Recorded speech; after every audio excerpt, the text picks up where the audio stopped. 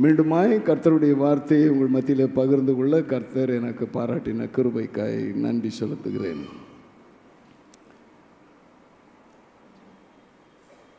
ஜெபத்தை குறித்ததான ஒரு செய்தியை உங்கள் மத்தியிலே பேச வேண்டும் என்று நான் விரும்பினேன். அதுக்கு காரணமும் உண்டு.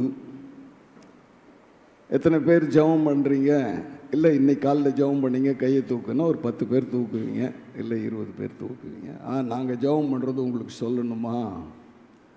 வேதவசனம் சொல்லுது, நீயோ ஜெபம் பண்ணும் பொழுது உன் அறை வீட்டிற்குள் பிரவேசித்து உரைக்கதவை தாளிட்டு அந்தரங்கத்தில் இருக்கிற பிதாவை நோக்கி கூப்பிடு, அந்தரங்கத்திலிருந்து பார்க்கிற உன் பிதா உனக்கு வெளியரங்கமாக பதில் அளிப்பார். அதனால் உங்ககிட்ட சொல்ல வேண்டிய அவசியம் இல்லை. ஆனால் வேதம் சொல்லுது, சொல்லணும்னு சொல்லுது. பின்னால் நான் கடைசியாக சொல்கிறேன், வசனத்தோடு நான் உங்களுக்கு சொல்லுகிறேன். we need to say. அப்படி தான் ஒருத்தர் வீட்டில் போய் உட்காந்துருந்தார் ஒருத்தரை பார்க்குறதுக்கு. அந்த ரொம்ப நேரம் ஆயிடுச்சு. அந்த அம்மாவை கூப்பிட்டு தொல்லை பண்ணிக்கிட்டே இருந்தார். நான் அர்ஜென்ட்டாக போனோம், ஆஃபீஸ் போனோம், இங்கே வந்து மாட்டிக்கினேன். நான் ஐயாவை பார்த்துட்டு தான் போனோம். அப்போ ஒன்று செய்யுங்களேன், அந்த ரூமில் தான் ஜெபம் பண்ணிட்டு இருக்கிறாரு, நீங்கள் போய் பாருங்கள். சரி, வேறு வழி இல்லாமல் ஒரு ரூம் கதவு திறந்து தேடினா ஆளை காணுமா. எங்கே இருக்கிறாருன்னு பார்த்தா மூலையில் ஒரு பீரோ, பெரிய பீரோ இருந்துச்சா, அந்த பீரோவை திறந்து அதுக்குள்ளே தலையை விட்டுன்னு ஜெபம் பண்ணின்னு இருக்கிறாரு. சரி, என்னதான் ஜெபம் பண்ணுறாருன்னு கிட்ட போய் பார்த்தா, இந்த பீரோவில் காசு நிறைய வரணும் சுவாமி. எவ்வளோ வரணுமா? பீரோ நிறைய காசு வரணுமா?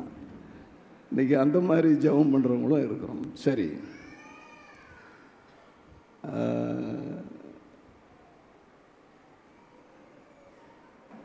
இன்றைக்கு தலைப்பு நான் பின்னால் சொல்கிறேன்.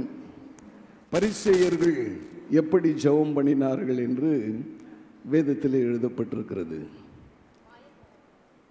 மாயக்காரரை போல அவர்கள் ஜெபம் பண்ணினார்கள். மத்தேயு எழுதின சுவிசேஷம் 6ஆம் அதிகாரம் 5ஆம் வசனம். டக்கு டக்குன்னு வசனத்தை போடணும், இங்கே பேசிக்கிட்டு இருக்கக்கூடாது. மத்தேயு 6:5. அன்றியும் நீர் ஜெபம் பண்ணும்போது மைக்கில் வாசிங்கன்னா லைவ் பார்க்குறவங்களுக்கு கேட்கும்.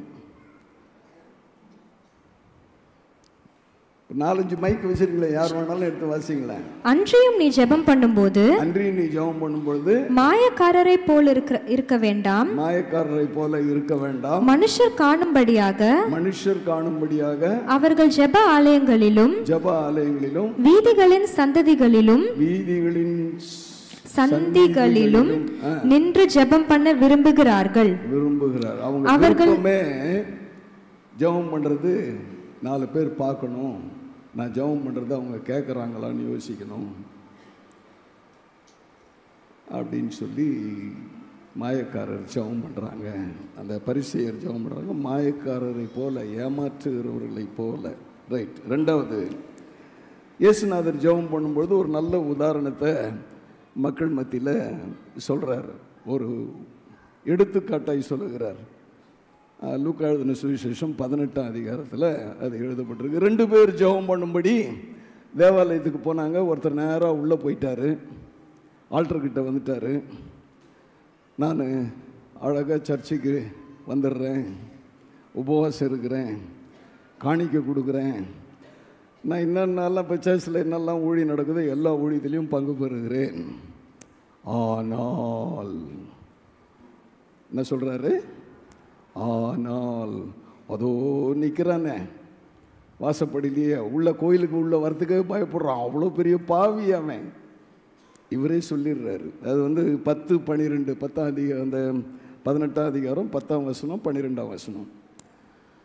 ஆனால் அவனை போல நான் இல்லாததினால், வாசிங்களேன் 12ஆம் வசனத்தை. வாரத்தில் 2 தரம் உபவாசம். இல்லை, அது வேண்டாம், நீங்கள் இதை வாசிங்க, 12ஆம் வசனத்தினுடைய பிற்பகுதி கடைசி. பரிசேயன் நின்று 18, 12 அதுதான்.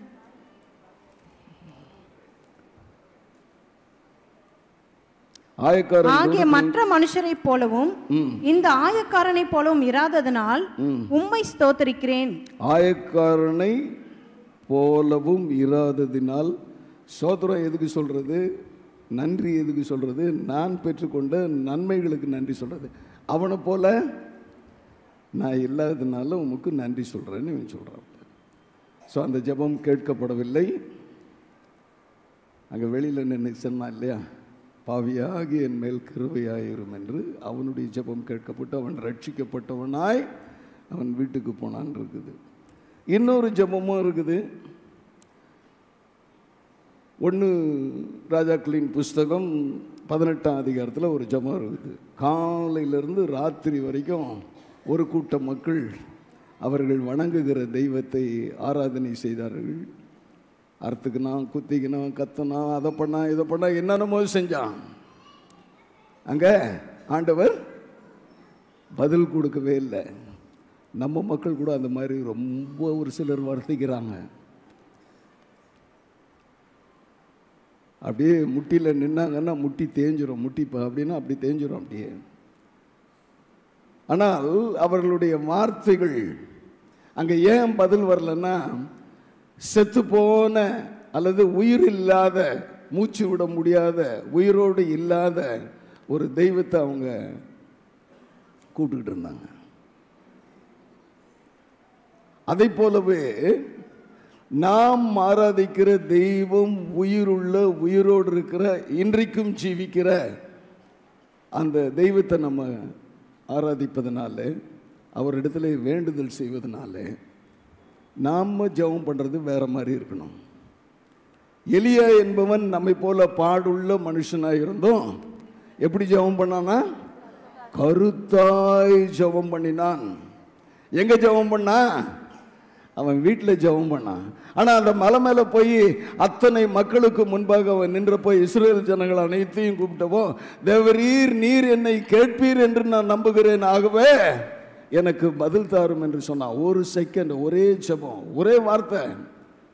எப்படி அந்த வார்த்தை, அந்த ஜெபம் வார்த்தைக்கு பதில் கிடைச்சது என்றால், மற்றவர்களைப் போல் அவன் ஜெபிக்காதபடி கருத்தாய் தன்னுடைய இடத்திலே, இல்லத்திலே, அவன் இருந்த இடங்களிலே அவன் ஜெபம் பண்ணினான்.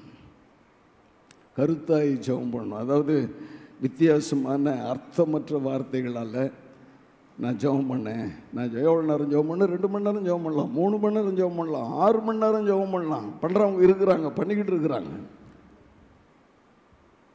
பெல்லி கிரகாம் என்று ஒருவர் மிக சிறப்பான ஒரு ஊழியக்காரர் இருந்தார். அவர் அந்த மீட்டிங்கெல்லாம் நடத்த வெளி தேசங்களுக்கு, அவர் அமெரிக்காவிலேயே மீட்டிங்கெல்லாம் நடத்தினா கூட ஒரே நாளில் 5000 பேர் 10,000 பேர் எப்படி வேதத்தில் கூறப்பட்டதை போல ரட்சிக்க விருப்பப்படுகிறவர்கள், ரட்சிக்கப்பட விருப்பப்படுகிறவர்கள், ஒப்பு கொடுக்க விருப்பப்படுகிறவர்கள் ஸ்டேஜுக்கிட்ட வாங்கன்னா, இப்போ நம்மெல்லாம் இங்கே மீட்டிங் நடத்துகிறோம், பார்க்குறோம், கூப்பிட்டா ஒரு 20, 30, 40, 50, 100 பேர் வர்றதை நான் பார்த்துருக்குறேன். நீங்கள் பார்க்கணுன்னா யூடியூப்பில் போய் பெல்லி கிரகாமுடைய காரியங்களை பார்க்கணுன்னு நீங்கள் போட்டு நீங்கள் பார்த்தீங்கன்னா, டோட்டல் ஸ்டேடியத்தில் தான் மீட்டிங் நடத்துவாங்க. அவருடைய மீட்டிங்ஸ் எல்லாம் முழுவதுமாக அப்படியே எழுந்து அவ்வளோ பேரும் முன்னால் வந்து நிற்பான். அவருடைய வார்த்தைகள் அப்போது எனக்கு ரொம்ப ஆச்சரியமாக இருக்கும். இவ்வளவு ஒரு சிறப்பான ஒரு ஊழியக்காரி எப்படி அவர் இருந்தார்னா, சமீபத்தில் தான் அவரை குறித்து நான் ஒரு புத்தகத்திலே வாசித்தேன். விடியற்காத்தால 3லிருந்து 5 ஜெபம் பண்ணுவாராம். அவர் சேலஞ்சு பண்ணி எழுதுறாரு, ப்ரே பண்ணிப்பார், விடியற்காத்தால 3லிருந்து 5 ஜெபம் பண்ணி பாருங்க, அதுக்கு உன்னுடைய வித்தியாசங்கள் தெரியும். ஒரு நாளும் தன்னை அவர் முன்னிலைப்படுத்தினது கிடையாது. சரி, இந்த ஒரு நாள் வீட்டில் பேசிக்கிட்டு இருந்தேன். நான் இன்னைக்கு செய்தி அளிக்க போகிறேன். இங்கே ஒரு 2 வாரம் இருக்குமா, 2 வாரத்துக்கு முன்னால் என்ன தலைப்பு, நாங்கள் எப்பவும் பேசுவோம், என்ன தலைப்புன்னாங்க, ஜெபத்தை பற்றி தலைப்பு. அப்படியா, ஏற்கனவே நிறைய பேசியிருக்கிறீங்களே. இல்லை அது இயேசுநாதர் ஜெபத்தை பற்றி, இயேசுநாதர் எப்படி ஜெபம் பண்ணாருன்னு கடன்னு சொல்லிட்டாங்க. ஒரு 10 ஜெபத்தை சொல்லிட்டாங்க. எங்கள் வீட்டுக்காரங்களுக்கு ரொம்ப சந்தோஷமாக இருந்துச்சு. எங்கே சொல்லுங்க பார்க்கலாம், என்ன எங்கெல்லாம் ஜெபம் பண்ணார், எப்படி ஜெபம் பண்ணார் இயேசுநாதர் சொல்லுங்கள். வனாந்தரத்தில்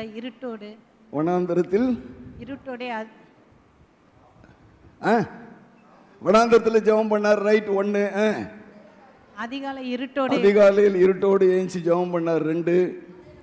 மலையில் போய் ஜெபம் பண்ணார். 3. அற்புதம் செய்த உடனே போய் ஜெபம் பண்ணுவார். அற்புதம் செய்து முடிச்சதும் முதல் ஜெபம் பண்ணுவார் போயிட்டு. சரியா? அற்புதங்கள்லாம் செய்ததும் தனியா ஒரு இடத்துல போய் ஜெபம் பண்ணுவாரு. சிலுவையில ஜெபம் பண்ணாரு.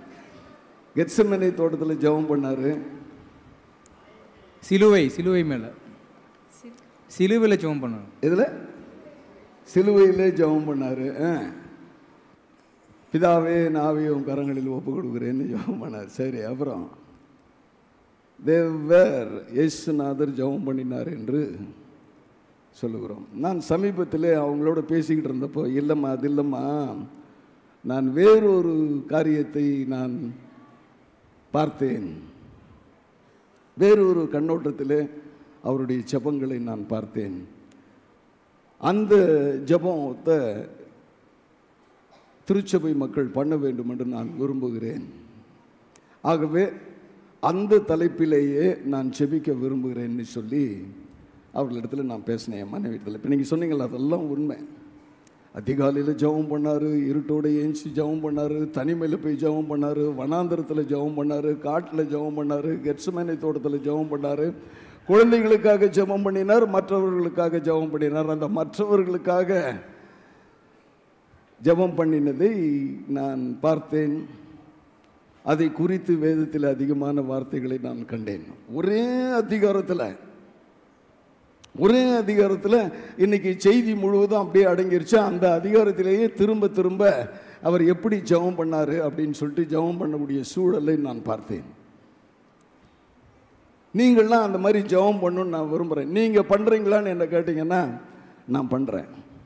இப்போ இல்லை, from the beginning I was doing it. ஆரம்பத்தில் நான் ஜெபிக்க கற்றுக்கொண்ட பிற்பாடு, நான் ரட்சிக்கப்பட்ட பிற்பாடு நான் அந்த மாதிரி தான் ஜெபம் பண்ண ஆரம்பித்தேன். காரணம் என்னென்னா, இட்ஸ் என்னுடைய பாரம் திருச்சபையினுடைய ஊழியங்கள். இன்றைக்கும் எவ்வளோ நேரம் ஜெபம் பண்ணாலும், கொஞ்ச நேரம் ஜெபம் பண்ணாலும், அதிகமான நேரம் ஜெபம் பண்ணாலும், முதலாவது திருச்சபையின் குடும்பங்களுடைய தேவைகள், அவருடைய பிரச்சனைங்க, சுகவீனம், படிப்பு, திருமணம், குழந்தை இல்லாத சூழல், திருமணத்திற்காக கடந்து போகிற மக்கள், இவைகளை குறித்தே ஜெபிச்சுட்டு கடைசியாக எங்கள் குடும்பத்துக்காக, எங்களுடைய தேவைகளுக்காக ஒரு சில வார்த்தைகளை சொல்லி ஜெபம் பண்ணி முடிச்சுடுவேன். 1 மணி நேரம் ஜெபம் பண்ணால் கடைசி ஒரு லெஸ் தென் 5 minutes எங்களுடைய குடும்பத்துக்காக ஜெபிக்கிற ஒரு பழக்கத்தை நான் வச்சுருந்தேன். அப்போ நான் இந்த அதிகாரத்தை 17ஆம் அதிகாரம், யோவான் எழுதின சுவிசேஷம் 17ஆம் அதிகாரம் முழுவதுமாக நான் வாசித்தப்போ ஒரு சில காரியங்களை நான் அதிகமாய் கவனிக்க நேர்ந்தது. இவைகள் எல்லாவற்றுக்கும் உள்ளாக பிதாவினுடைய குமாரனாய் உலகத்தை மீட்கும்படியாய் இவர் உலகத்திற்கு வந்து அவருடைய சீடர்களுக்கு ஜெபம் செய்ய கற்றுக் கொடுங்கன்னு அவங்க கேட்டப்போ கற்றுக் கொடுக்கறது என்னன்னா, பரமண்டலங்களில் இருக்கிற பிதாவே, அவருடைய நாமத்தை உயர்த்துகிறவராகவே. இன்னொரு இடத்துல இந்த அற்புதம் செய்யும் பொழுது அதே தான் சொல்கிறாரு. லாசருனுடைய கல்லறையில் போய் நின்றுக்கிட்டு, நீர் நான் ஜெபிக்கிறதை கேட்கிறீர் என்று மற்றவங்க பார்க்கணுன்றதுக்காக. நானே எழுப்பிடலாம், லாசரு வெளியில் வேணால் வந்துடுவான், ஆனால் எல்லாரும் பார்த்துக்கிட்டு இருக்கிறாங்க, அதனால் உம்மை நோக்கி நான் வேண்டுதல் செய்கிறேன். ஸோ இன்றைக்கு அவர் அவருடைய நாமத்தை, கர்த்தருடைய நாமத்தை, பிதாவின் நாமத்தை, நான் உம்மிலும் நீர் என்னிலும் இருக்கின்றேன். ஒரு நாள் திடீர்னு சீடர்கள் வந்து கேட்குறாங்க. என்ன கேட்குறாங்க? எப்போ எங்களுக்கு பிதாவை காட்ட போறீங்க? அவர் வேற இவர் வேறன்னு எல்லாம் நினச்சிக்கிட்டு இருக்கிறான். அப்போ ஆண்டவர் சொல்றாரு, என்னை கண்டவன் என் பிதாவை கண்டான். ஆனா பிதாவை உயர்த்துகிறவராக ஒரு அழகான பாட்டு இருக்கும், நாமம் உயரணுமே. ரொம்ப அருமையான பாட்டு. இந்த நாமம் உயரணும்,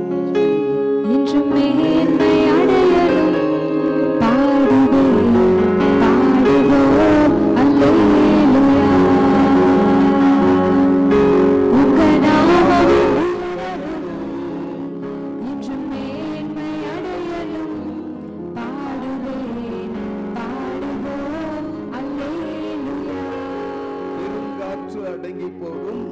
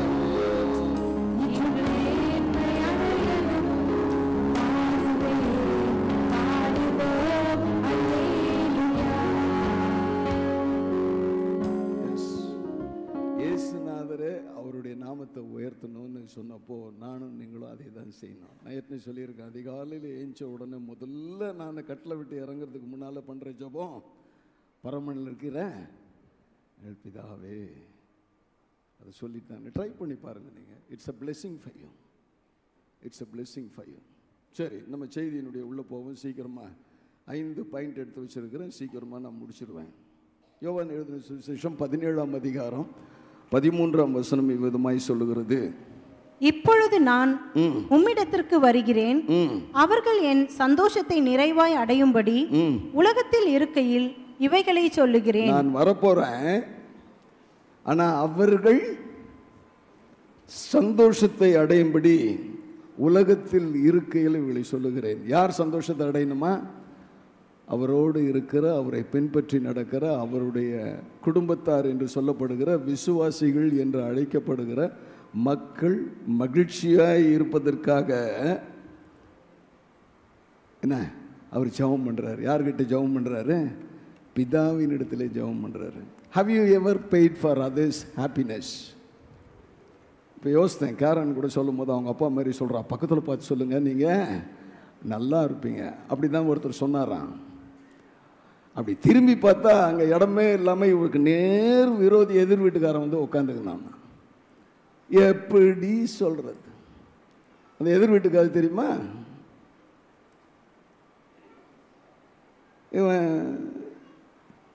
இவனுக்கும் அவனுக்கும் போட்டி. ஒன்றா படித்தாங்க 2 பேரும், ஒரே கிளாஸு, பக்கத்தில் உட்காந்தாங்க. அவன் கொஞ்சம் மார்க்கு கூட எடுத்துட்டான்னு, இவன் மார்க் எடுத்துட்டான்னு அவனுக்கு கோவம் எதிர் வீட்டுக்காரனுக்கு. இவன் ஒரு சைக்கிள் வாங்கினான், உடனே அவன் மோட்டார் சைக்கிள் வாங்கிட்டான். என்னடா நம்ம சைக்கிள் வாங்கினா அவன் மோட்டார் சைக்கிள் வாங்கிட்டான்னு.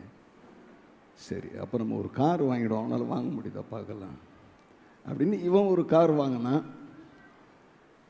இவன் வாங்கினதுக்கு மேலே 10 மடங்கு விலை அதிகம் உள்ள பென்ஸு கார் வாங்கிட்டான். என்ன குணா? சே, இது மாதிரி எது செஞ்சாலும் அவனுக்கு டபுளாக போய்கிட்டே இருக்குதே. அப்போ டபுளாக போகிறதுக்கு ஒரே ஒரு வழியை நமக்கு செஞ்சிடணும், அவனை காலி பண்ணிடணும். நமக்கு ஒரு கண்ணு போயிடுச்சுன்னா அவனுக்கு 2 கண்ணுன்னு போயிடுன்னு ஒரு பேனா எடுத்து குத்திக்கினான் நான் கண்ணில்.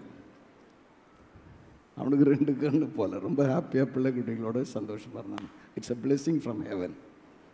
அப்போ பக்கத்தில் இருக்கிறவங்கள பார்த்து சொல்கிறதுக்கு எனக்கு விரோதிக்கு நான் எப்படி சொல்லுவேன்னு நினைக்கிற சூழல் அவர்கள் சமாதானமாய் சந்தோஷமாய். ஆனால் தான் அடிக்கடி சொல்கிறது, ஆண்டவரே சொல்கிறார், அவங்க வீட்டுக்குள்ளே போன உடனே உங்களுக்கு சமாதானம் இருந்தால் சந்தோஷம் தன்னால் வந்துடும். சமாதானம் வேணும், குடும்பத்தில் சமாதானம் வேணும், கணவன் மனைவிக்குள்ளே சமாதானம் வேணும், பெற்றோருக்கும் பிள்ளைகளுக்குள்ளே. என்னங்க நீங்கள் பெற்றோர் பிள்ளைங்கன்றீங்க, நாங்கள் சொல்கிறத பிள்ளைங்க கேட்கணும். நான் என் காதால் கேட்டிருக்கிறேன், பெற்றோரோடு பேசி 4 வருஷம் ஆச்சு 5 வருஷம் ஆச்சுன்னு பிள்ளைங்க சொல்லப்படுற காரியங்களை நான் கேட்டிருக்கிறேன். ஆமாம், அப்போது அந்த குடும்பத்தில் சமாதானம் இல்லை. அப்படி சில நேரங்களில் அந்த காஃபி கொண்டு வந்து வைக்கிறது டொக்குன்னு வைப்பாங்க, சவுண்டு சும்மா டங்குன்னு கேட்கும், எல்லாம் சேதர். காரணம் என்னென்னா வீட்டுக்காரர் மேலே கோவம். ஸோ முதலாவது அந்த சந்தோஷம் சமாதானத்துக்காக ஆண்டவர் ஜெபம் பண்ணுறார். அப்போ நானும் நீங்களை என்ன பண்ணணும்? பக்கத்து வீட்டுக்காரன், எதிர் வீட்டுக்காரன், திருச்சபையை சார்ந்தவன், இவர்கள் சந்தோஷமாக சமாதானமாக இருக்கிறதுக்கு ஆண்டவர் உதவி செய்யுங்க. 2வது, அவர்கள் ஆவிக்குரிய வளர்ச்சியை பெற்றிருக்க வேண்டும். நாங்கள் எங்கள் முப்பாட்டங்காலத்துலேருந்து கிறிஸ்தவங்க. எந்த காலத்துலேருந்து?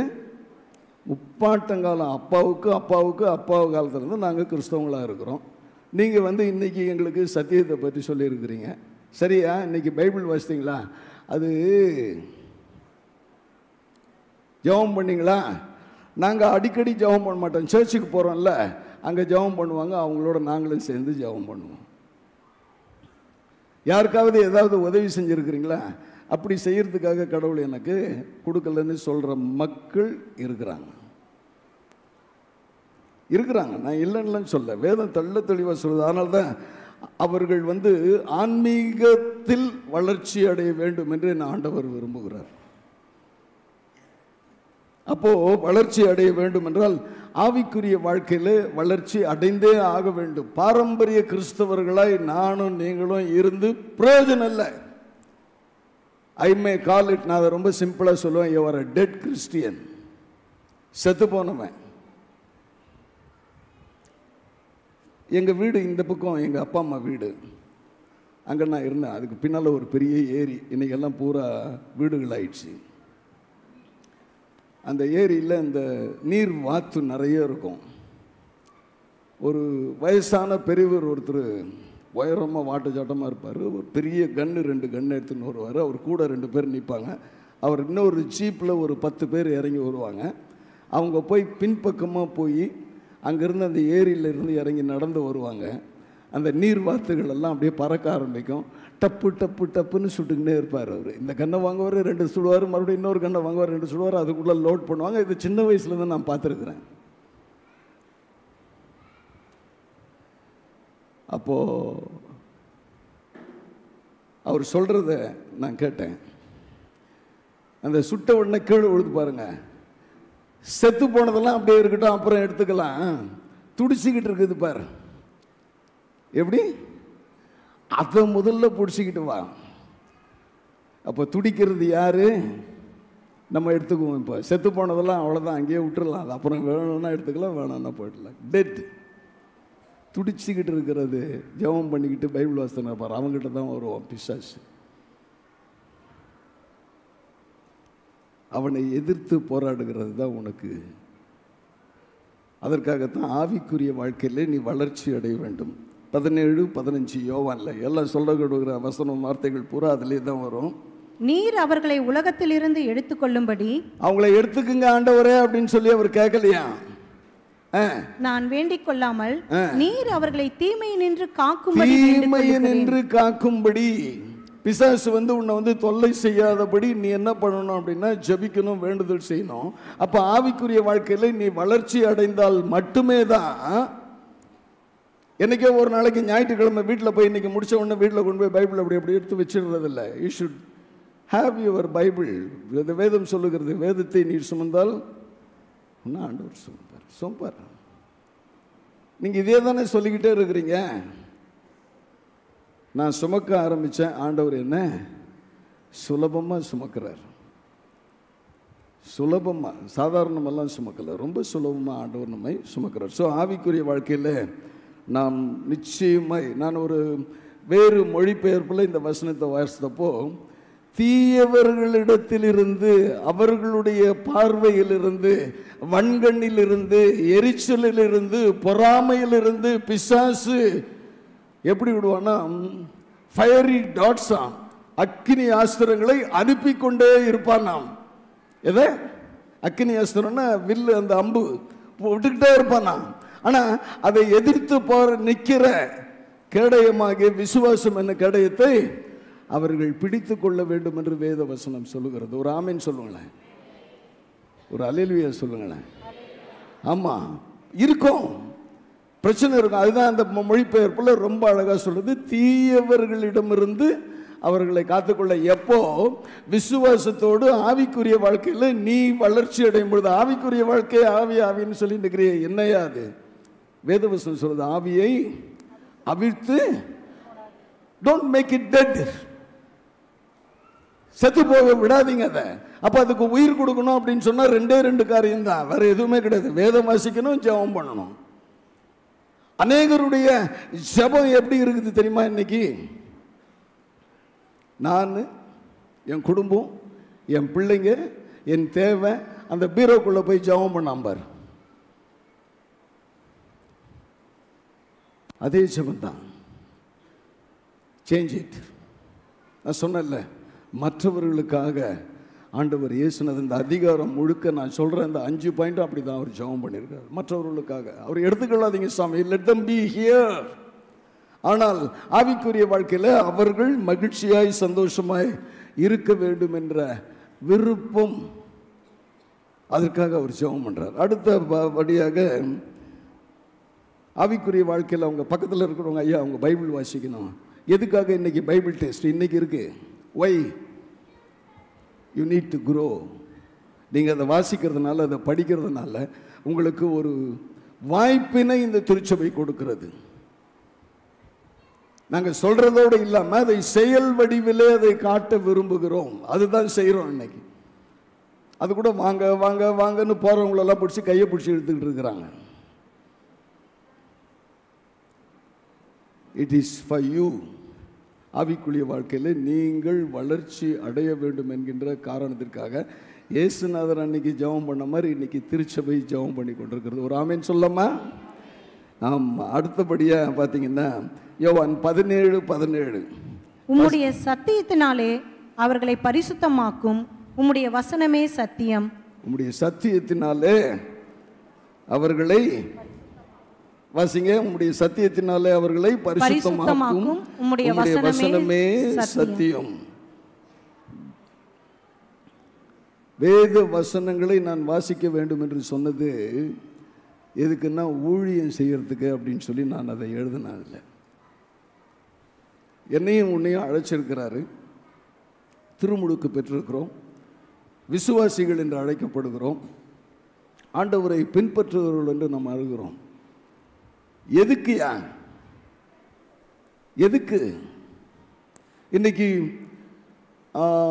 மாலை வேளையில் சுவிசேஷ பணி செய்வதற்கு அழைக்கப்பட்டிருக்கிறோம். 4வது வாரம் சுவிசேஷ பணி கிராமங்கள் தோறும் இன்றைக்கு நடுவரப்பட்டுக்கு போக போகிறாங்க. நிறைய பேர் நீங்கள் வர போகிறீங்க. அப்போது நான் சத்தியத்தை அறிந்திருந்தால் மட்டுமே, எங்கள் வீட்டுக்கு யாராவது என்ன காலையில் பார்க்க வந்துட்டாங்கன்னா ஜெபம் பண்ணுங்கன்னுவேன். அவன் ஜெபம் பண்ணியிருந்தா தானே ஜெபம் பண்ண இருக்கட்டங்கன்னுவாங்க கையை பேசஞ்சிக்கிட்டு. Because they are not praying, they are not able to pray. ஜெபம் பண்ண முடியல. சொன்ன உடனே எஸ்ன்னு சொல்லி ஜெபம் பண்ணுறதுக்கு அவங்க ரொம்ப யோசிக்கிறாங்க. என்னையும் உன்னையும் அழைச்சது ஆண்டவருடைய புண்ணியங்களை, நன்மைகளை சொல்லுவதற்கு. 1 பேதுரு 2:9 எடுத்து வாசித்தீங்கன்னா தெரியும் உங்களுக்கு. நீங்களோ உங்களை அந்தகாரத்தினின்று ஆச்சரியமான ஒளியினிடத்திற்கு வரவழைத்தவருடைய புண்ணியங்களை அறிவிக்கும்படி தெரிந்து கொள்ளப்பட்ட சந்ததி, ராஜரீகமான ஆசாரியர் கூட்டமா, ராஜாவின் பிள்ளைங்க, வானாதி வானங்கொள்ளாத இந்த உலகத்தை படைத்த ஆண்டவருடைய பிள்ளைகள் என்று அழைக்கப்படுகிற நானும் நீங்களும், அப்புறம் பரிசுத்த ஜாதியாயும், holy people, holy people, holy people. where are we? எங்க இருக்கிறோம்? பரிசுத்தமா இருக்கிறோமா? எண்ணம், செயல், சிந்தையில் பரிசுத்தத்தை நாம் வெளிப்படுத்துகிறோமா? கொஞ்சம் யோசிப்போமே, கொஞ்சம் நிதானிப்போமே. ஒருவேளை விதமாக இல்லை, அப்படி செய்ய முடியல அப்படின்னு சொன்னா இன்றைக்கு அதை மாற்றிக்கலாமே. இது வேணும்னு ஆண்டவர் சொல்கிறாரு, நமக்காக ஜெபம் பண்ணார். உம்முடைய சத்தியத்தினாலே அவர்களை பரிசுத்தமாக்கும், வேத வசனத்தினாலே அவர்களை பரிசுத்தமாக்கும். சத்தியம்னா வேத வசனம் தான். உம்முடைய வசனமே சத்தியம், வார்த்தைகளே சத்தியம். ஆகவே அவருடைய ஜனமாய் அழைக்கப்பட்டிருக்கிற நீ ஊழியம் செய்ய அழைக்கப்பட்டிருக்கிறார். இன்றைக்கி எத்தனை பேர் மாலை வரப்போகிறீங்கன்னு நான் வந்து பார்க்க போகிறேன், எவ்வளோ பேர் வரீங்கன்னு சொல்லி. நடுவரப்பட்டில் ஊழியம் இருக்குது. அங்கே போய் நான் கிறிஸ்தவன் அப்படின்னு சொல்ல போகிறோம். சொல்கிறதுக்கும் அந்த வார்த்தை உனக்கு நீ புரிஞ்சிருக்கணும், தெரிஞ்சிருக்கணும், அறிஞ்சிருக்கணும், அனுபவப்பட்டிருக்கணும், அதை வாழ்க்கைப்படுத்தி பார்த்துருக்கணும், அதை ஏற்கனவே மற்றவர்களுக்கு சொல்லியிருக்கணும், அல்லது மற்றவர்களுக்காக நீ இருந்து ஜெபம் பண்ணியிருக்கணும். அந்த வார்த்தைகள் உன்னுடைய இருதயத்திலே உன்னை பரிசுத்தமாக்கி இருக்கணும். Then only you can go and say that God has saved me. அப்பதான் சொல்ல முடியும், கர்த்தர் எனக்கு இந்த ரட்சிப்பை வழங்கினார், கொடுத்தார் என்று. அப்பதான் உன்னால சொல்ல முடியும். இல்லைன்னா நிச்சயமா அது சொல்ல முடியாது. அதற்கு அடுத்தபடியாக பார்த்தீங்கன்னா இந்த வசனம் சொல்லுது, யோவான் 17:21, அவர்கள் எல்லாரும் ஒன்றாயிருக்கவும் பிதாவே நீர் என்னை அனுப்பினதை உலகம் விசுவாசிக்கிறதற்காக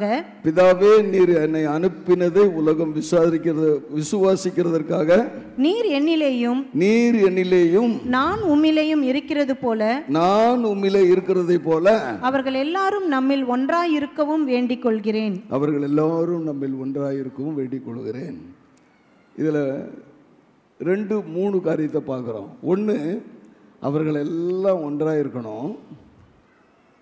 2, அடுத்தது நீர் என்னிலேயும் நான் உம்மிலேயும் இருக்கிறது போல இருக்கணும். 3வது, அவர்கள் எல்லாரும் நம்மிலே ஒன்றாக இருக்க வேண்டும். நான் மாத்திரம் தனியாக இல்லை. பிசாசு அவர் உபவாசம் இருந்தவுடனே அவரை கூட்டிகிட்டு போகிறான். உபவாச ஜெபம் பண்ணார்ல, கூட்டிகிட்டு போய் முதல்ல கொண்டு போய் நிற்க வச்சு, உனக்கு பசிக்குது இல்லை? ஆமாம் பசிக்குது, இந்த கல்லுகளெல்லாம் அப்பமாகும்படி சொல்லு இல்லை. இவரை அப்போ ஒரு வேளை இவர் அப்பமாகும்படி என்னால் முடியும்னு சொல்லி இவர் காமிச்சிருந்தார்னா தன்னை ஆண்டவருக்கு மேலாக உயர்த்தினார். அதே இதுதான் இன்னொரு இடத்துல செய்கிறார். 5 அப்பம் 2 மீன் எடுத்து 5000 பேருக்கு சாதாரணமாக அவர் பிட்டுக்கு கொடுக்கலையா, சீடர்கள் கொடுத்தாரு. As given to it to his disciples. இன்னைக்கு உங்கள் கையில் கொடுத்துருக்கிறார். இதை கொடுக்கறதுக்கு உங்ககிட்ட கொடுத்துருக்கிறார். இதை செய்யறதுக்கு உங்ககிட்ட கொடுத்துருக்கிறாரு. சீடர்கள் தான் பிட்டு பிட்டு கொடுத்தான். கொடுக்க வந்துகிட்டே இருக்குது, கொடுக்க வந்துகிட்டே இருக்கு. என்னன்னு அவனுக்கே புரியல. He just prayed. ஒரே வார்த்தை சொன்னார், போய் கொடுங்க, பந்தியில் உட்கார வை. பிட்டு கொடுத்தான் அவங்க. இன்னைக்கு என் கையிலையும் உங்க கையிலையும் கொடுத்துட்டு இருக்கிறாரு. அதை கொண்டு போய் அந்த பீரோவில் ஜெபம் பண்ண மாதிரி அந்த மாதிரி உள்ள வச்சு பூட்டுறதுக்கு நானும் நீயும் பார்த்துக்கிட்டு இருக்கிறோம். கொடுக்கறதுக்கு விருப்பம் இல்லை, கொடுக்கறதுக்கு தகுதியை பார்த்துக்கிட்டு இருக்கிறோம். அவெல்லாம் அதுக்கு தகுதி இல்லைன்னு சொல்லிக்கிட்டு இருக்கிறோம். No no. முதல்ல நம்மெல்லாம் ஐக்கியமாக இருக்கிறோமா? ஐக்கியமாக ஜீவிக்கிறோமா? கொஞ்சம் யோசித்து பார்ப்போமே. ஒரே குடும்பத்தில் பிள்ளைகள் சகோதரர்களுக்குள்ளே ஒற்றுமை இல்லையா? இன்னைக்கு ஒரு சகோதரன் உயர்வை பெற்றுட்டான் அப்படின்னு சொன்னால் அவன் உயர்ந்துட்டான்னு சொல்லி அவன் மேலே எரிச்சல், அவன் மேலே கோபம், அவன் மேலே பொறாமை, அவன் மேலே வன்கண். இன்னும் ஒரு படி போனால் அவனுக்கு பில்லி சுனி ஆவிகளை ஏவி கொண்டிருக்கிற மக்கள். இதுக்கு மேலேயும் ஒன்று இருக்குது. நான் ஒன்று கேள்விப்பட்டேன். ஒரு மருமக சொன்னான், எங்கள் அத்தை ஜெபம் பண்ணுவாங்க, 5 மணி நேரம் கூட ஜெபம் பண்ணுவாங்க, முட்டியில் 5 மணி நேரம் நிற்பாங்க. அப்படியா? ரொம்ப சந்தோஷமா, பரவாயில்லையே. நான் கூட முட்டியெல்லாம் போட மாட்டேன், ஏசுநாதர் மாதிரி ஒன்று கீழே விழுந்துருவேன். கீழே விழுந்து ஜெபம் பண்ணாரா? இல்லையா? முகங்குப்புற விழுந்து ஜெபம் பண்ணினார், முழந்தாளில் நின்று ஜெபம் பண்ணார், அமர்ந்து இருந்து ஜெபம் பண்ணார், கல் மேலே உட்காந்துக்கிட்டு ஜெபம் பண்ணுற படம்லாம் பார்த்துருப்பீங்க. அது சொல்லிட்டு அந்த அம்மா சொல்லிச்சு, 5 மணி நேரமும் எனக்காக ஜெபம் பண்ணுவாங்கன்னு. பரவாயில்லையே, மருமகளுக்காக ஜெபம் பண்ணுற மாமியார் இருக்கிறாங்களே அப்படின்னு. இல்லையா, நான் கெட்டு போனோம் ஜெபம் பண்ணுவாங்க. நான் கேட்டதை சொல்கிறேன் உங்களுக்கு, நான் கேட்டதை சொல்கிறேன் உங்களுக்கு. Very bad. அந்த மாதிரி ஜெபம் பண்ணுற மக்கள் கூட இருக்கிறான். காலையில் ஏஞ்சவொன்னு அவன் மேலே இருக்கிற எரிச்சலில் அவனுக்காக ஜெபம் பண்ணுவான்.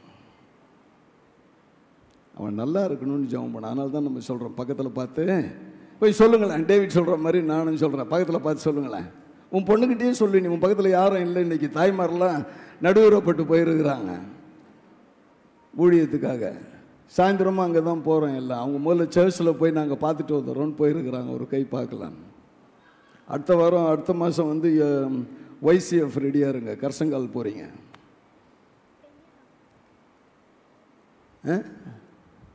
அப்படியும் ஜெபம் பண்ணலாமா? உன் பிள்ளைக்கு ஜெபம் பண்ணுவியா? நீ கெட்டு போனோன்னு உனக்கு பிறந்த பிள்ளைக்கு ஜெபம் பண்ணுவியா? பண்ண மாட்டேன். அப்புறம் ஏன் மற்றவர்களுக்கு அந்த கெட்டு போகணுன்னு ஜெபம் பண்ணுறீங்க? ஐக்கியமாய் ஜீவிக்க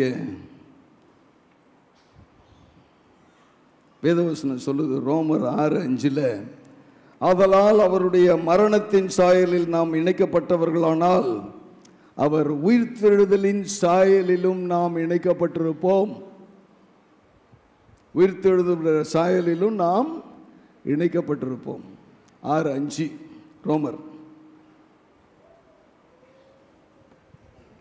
அடுத்தபடியாக நீங்கள் பார்த்தீங்கன்னா 17:20, முதல்ல போன தரம் 21 வாசம், கொஞ்சம் மேலே மறுபடியும் போகிறேன். 20, மற்றவர்களை அழைத்து வர. யார? மற்றவர்களை ஆண்டவரிடத்தில் அழைத்து வர. மற்றவர்களை அழைச்சிக்கிட்டு வராங்க ஒரு இடத்துல, ஒரு சூழல். பிலிப்பு கூட்டிகிட்டு வர்றாருன்னு வேதத்தில் வாசிக்கிறோம்.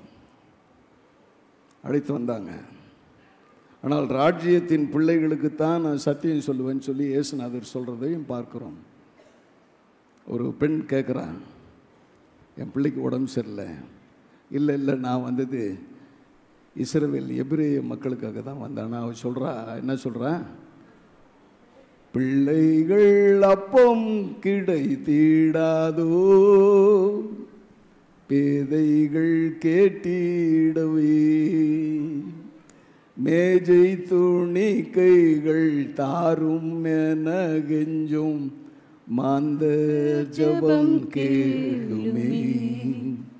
மேஜை துணி கைகள் தாரும் என கெஞ்சும் மாந்த ஜபம் கேளுமே. இரங்குமே என் இயேசுவே, இரக்கத்தில் ஐஸ்வர்யமே,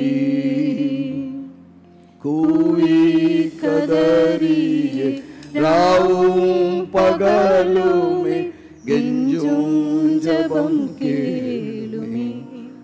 நீங்க உங்க பிள்ளைகளோட டேபிள்ல உட்காந்து சாப்பிட்டீங்கன்னா உங்க பிள்ளைங்க சாப்பிட்றதுல மிச்சம் சொச்சம் எச்ச கீழே விழும். அதை என் பிள்ளை சாப்பிட்டுமே.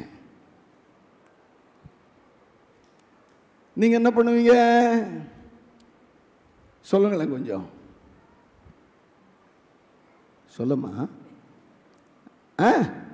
பெருக்கி தள்ளிடுவோம். என்ன பண்ணுவோம்? பெருக்கி தள்ளிடுவோம். அதை கையில் கூட எடுக்கிறதுக்கு கையெல்லாம் ஒட்டிக்கும். சரியா? அதை எடுத்துட்டு அதுக்கப்புறம் அதை தள்ளி விட்டுட்டு அதுக்கப்புறம் பெருக்குங்களேன். யார் உங்களை வேணான்னு. ஆனால் அவன் கேட்குறான், அந்த எச்சியே எனக்கு கூடயா போதும்.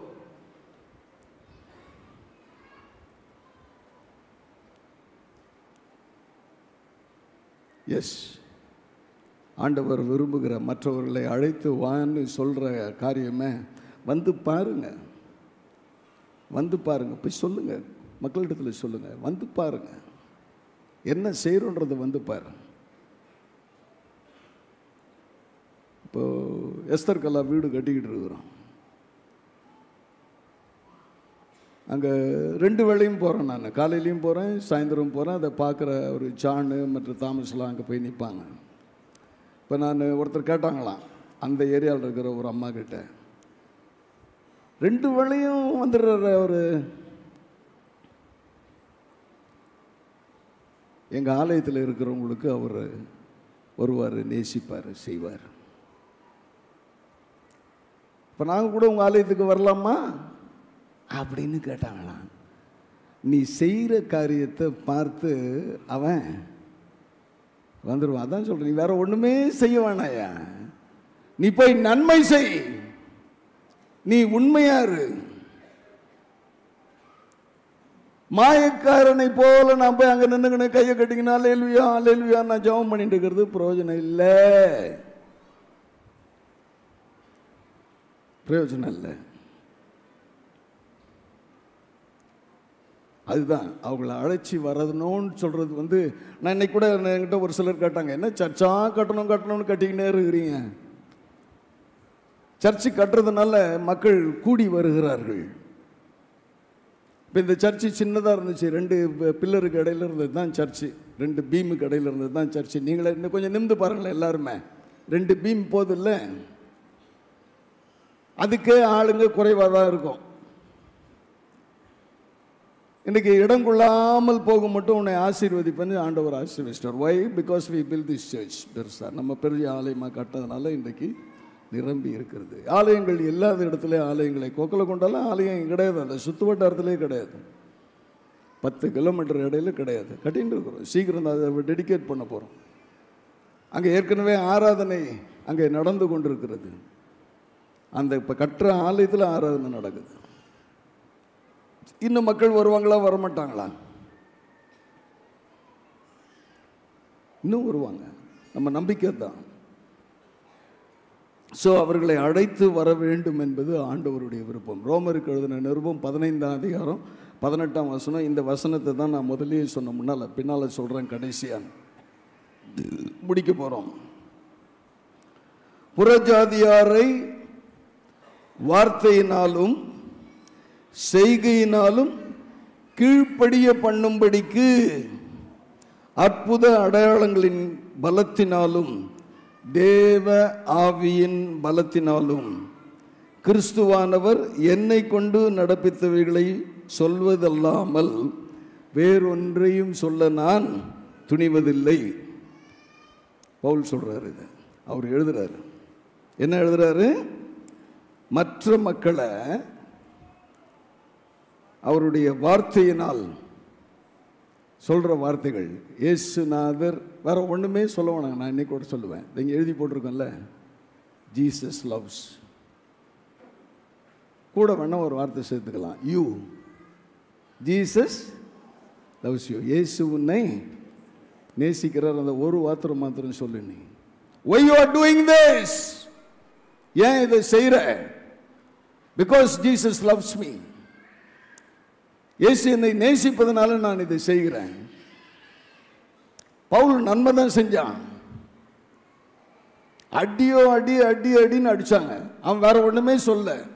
இயேசுநாதரை பற்றி பேசினா அவனுக்கு ரைட் இருந்துச்சு, அவன் பேசினான். இயேசுநாதர் உயிரோடு இருந்தார், என்னை சந்திச்சார். ஈவன் இயேசுநாதருடைய சீடர்கள் கூட பவுலை எதிர்த்தாங்க, ஏன்னா அவன் போய் மற்ற மக்களுக்கு போய் சொல்றான் அப்படின்னு சொல்லி. But he didn't care. அவன் அதை பற்றிய கவலையே படலை. அவனால் முடிந்ததை சொல்ல வேண்டியதை அவன் சொல்லிவிட வேண்டும் என்று விரும்பினான். அதுதான் சொல்றாரு, நான் செய்கிற காரியத்தை நன்மையை சொல்லணும், மற்றவங்க அதை பார்க்கணும். நமக்குள்ளேயே ஆலயத்துக்குள்ளேயே எல்லாத்தையும் நம்ம வச்சுக்கிட்டு நம்மளே பண்ணிட்டு இருக்கிறல அர்த்தமே இல்லை. No use. ஒரு பாட்டு கூட இருக்கு, அந்த பாட்டு தெரியுமான்னு தெரியல, ஆங்கிலத்தில். Go tell it on the mountains, over the hills and everywhere.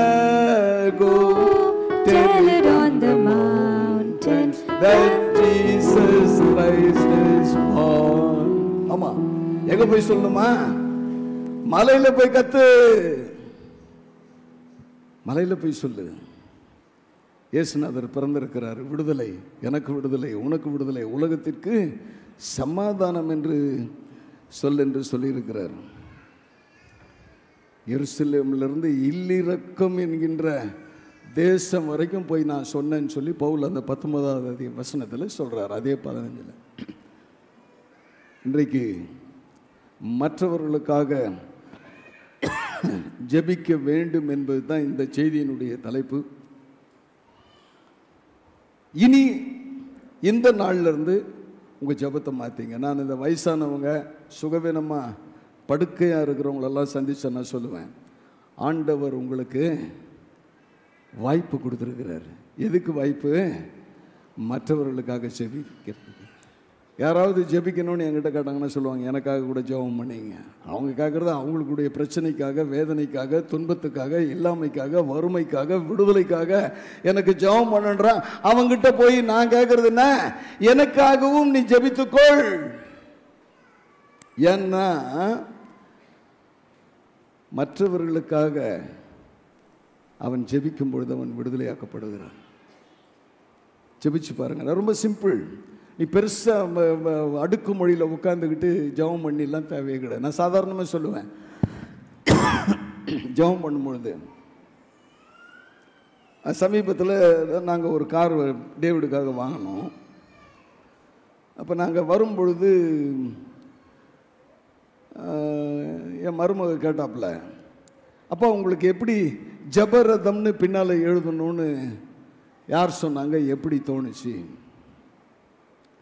ஜபமே ஜீவன் ஜபம் ஜெயா ஜபத்தின் மேன்மை. தப்பாதான் பாடுறேன், பட் இருந்தாலும் காண செய்யும் அந்த வார்த்தை எனக்கு ரொம்ப பிடிக்கும். ஜபத்தின் மேன்மை காண செய்யும். I am just seeing it. ஜபத்தினால ஆகாத காரியம் எதுவும் இல்லை. அதுவும் மற்றவர்களுக்காக. யோபுல கடைசி அந்த அதிகாரத்தில் எடுத்து வாசித்து பாருங்க. மற்றவர்களுக்காக தன் நண்பர்களுக்காக யோபு வேண்டுதல் செய்தான். அப்பொழுது அப்போ இன்னையிலிருந்து மற்றவர்களுக்காக ஜெபம் பண்ணலாமா? ஜெபம் பண்ணுவோமா? ஜெபம் பண்ணி பாருங்க. நான் ரொம்ப சிம்பிளாக சொல்கிறேன்னே. இன்னொருத்தர் கூட கேட்டாங்க, இந்த இந்த இந்த கதை மாதிரியே எப்படி ஜபரதம்னு எழுதணும்னு நினச்சிங்க அப்படின்னு சொல்லி. இந்த வீடு கட்டுற ஐடியா எப்படி உங்களுக்கு வந்துச்சு? இன்னொருத்தர் கேட்டாங்க. அப்போ நான் சொல்லுவேன், ஜெபம் பண்ணும்பொழுது தொடர்ச்சியாக ஒரு ஜெபம் பண்ணுவேன். நான் டெய்லி ஜெபம் பண்ணுவேன். இன்றைக்கும் ஜெபம் பண்ணேன். ஞாயிற்றுக்கிழமை மாத்திரம் பண்ண மாட்டேன். ஞாயிற்றுக்கிழமை ஒன்லி துதி ஆராதனை மட்டும்தான். வீட்டில் தேவைகளுக்காக ஜெபிக்கிறது இல்லை. மற்ற நாள்லாம் ஜெபம் பண்ணுவேன் தொடர்ந்து. திருச்சபை குடும்பங்களுக்காக ஜெபிக்கிறேன், அவர்கள் சமாதானத்திற்காக ஜெபிக்கிறேன், அவர்கள் ஆசீர்வாதத்துக்காக ஜெபிக்கிறேன். இந்த ஆலயத்துக்கு வரதுனால அவங்க ஆசீர்வாதமாக இருக்கணும்னு மற்றவங்க பார்க்கறதுக்காக ஜெபிக்கிறேன். திருமணத்துக்காக ஜெபிக்கிறேன், திருமணம் ஆகி பிள்ளை செல்வம் இல்லாத மக்களுக்காக ஜெபிக்கிறேன், படிக்கிற பிள்ளைகளுக்காக ஜெபிக்கிறேன், பணம் கட்ட முடியாத, ஃபீஸ் கட்ட முடியாத பிள்ளைகளுக்கு ஜெபிக்கிறேன், வீடுகள் இல்லாத மக்களுக்கு ஜெபிக்கிறேன், உணவு இல்லாத மக்களுக்கு ஜெபிக்கிறேன். இந்த ஜெபம் தொடர்ந்து ஜெபம் பண்ணுவேன். வீடு கொடுங்க சுவாமி, சாப்பாடு கொடுங்க சுவாமி. இன்னைக்கு இதெல்லாம் கொடுக்குறோமா? நம்ம ஒரு ஆமீன் சொல்லுங்க. கொடுக்குறையா? சாதாரணமாக ஜெபம் பண்ணேன். ஆண்டவர் சொல்லிட்டாரு, ஏன் நான் கொடுக்கறது, நீ ஏன் கூட உன் மூலமாக நான் கொடுக்குறேனே, என்னுடைய நாமம் மகிமை அடையும். யார் கட்டுறா? நான் கட்டல. சிஎஸ்ஐ சர்ச் அந்த பஸ் ஸ்டாண்டில் இருக்குது பாருங்க, அந்த சர்ச்சு கட்டுது. ஊருக்குள்ளே பேசிக்கிறான். அவன் பேசணும். அதுதான் இந்த 15 பவுல் ரொம்ப அழகாக சொல்கிறார். மற்ற மக்கள் புறஜாதியார் அதில் இந்த வேதத்தில் எழுதப்பட்டிருக்கிறது. இயேசுவை அறியாத மக்கள், தெரிந்திராத மக்கள், அவர்கள் அறிந்து கொள்ள. நீ சாதாரணமாக ஜெபம் பண்ணு, மற்றவர்களுக்காக ஜெபம் பண்ணு. அப்போ உனக்கு உன்னுடைய காரியங்கள் நிச்சயமாய் ஆண்டவர் காரியங்களை வாய்க்க செய்வார். மறுபடியும் இந்த உன் நாமம் உயரணும் அந்த பாடலை பாடி நம்ம முடிக்க போகிறோம். இதில் இந்த அடியிலிருந்து இது பண்ணுங்களேன். தீச்சூலை நடுவிலும் சிங்கத்தில் கேபிலும் தீச்சூலை நடுவிலும் உங்கள் நாமம் உயர்த்தும் போது சேதங்கள் அணுகாது. சிங்கத்தின் கேபிலும் தீச்சூலை நடுவிலும் உங்கள் நாமம் உயர்த்தும் போது சேதங்கள் அணுகாது. இயேசுவே உம்முடைய நாமமே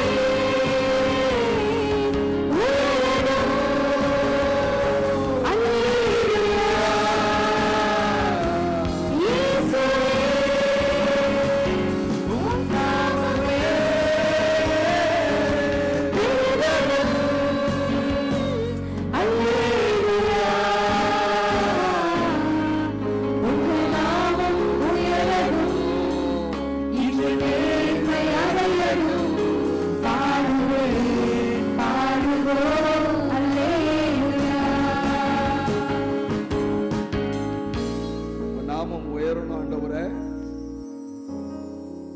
நாங்கள் எங்களை தாழ்த்துவதோடு மட்டுமல்ல, மற்றவர்களுக்காய் ஜெபிப்போம் என்கின்ற ஒரு உடன்படிக்கையோடு இந்த ஆராதனையிலிருந்து கடந்து போகிறோம்.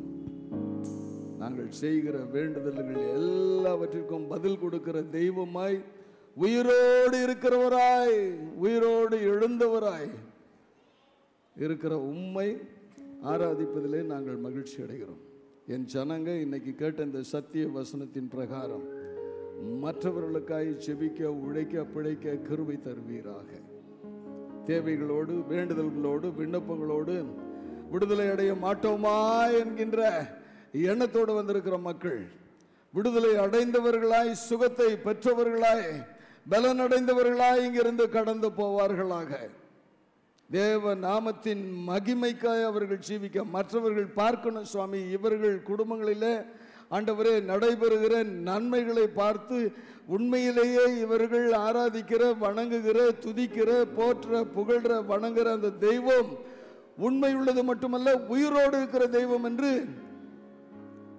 அவர்கள் சொல்லி அவர்களை நாங்கள் அழைத்து வர எங்களுக்கு கிருபை தாரும். திருச்சபையின் ஊழியங்கள் எல்லாவற்றையும் கனப்படுத்தும், ஆசீர்வதியும். இயேசுவின் மூலம் ஜெபம் கேளும் பிதாவே, ஆமென்.